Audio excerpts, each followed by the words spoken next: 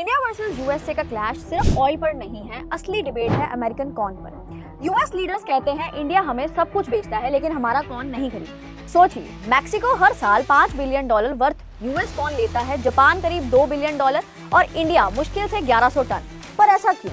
पहला reason, high tariff. Bharat imports को लेकर बहुत सिलेक्टिव है। 0.5 मिलियन टन तक कॉर्न पर 15% ड्यूटी लगती है, लेकिन उसके ऊपर ड्यूटी सीधी 50% है। इतना महंगा कॉर्न कोई क्यों खरीदेगा? दूसरा रीजन, जीएमओ क्रॉप।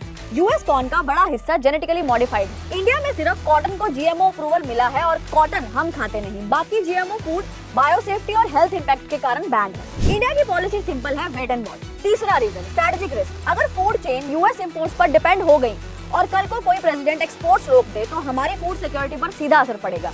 चौथा reason, Indian farmer market. Bharat में लाखों किसान मेज उगाते हैं। अगर अचानक यूएस का सस्ता जीएमओ कॉर्न मार्केट में फ्लड कर दें तो फार्मर्स की कीमतें गिरेंगी और रूरल इकोनॉमी पर असर होगा।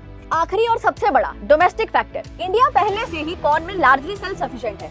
Poultry feed, ethanol blending, serial सब कुछ लोकल प्रोडक्शन से कवर हो जाता है और शॉर्टेज की रेयर सिचुएशन में इंडिया म्यांमार या यूक्रेन से नॉन जीएमओ कॉर्न इंपोर्ट कर लेता है।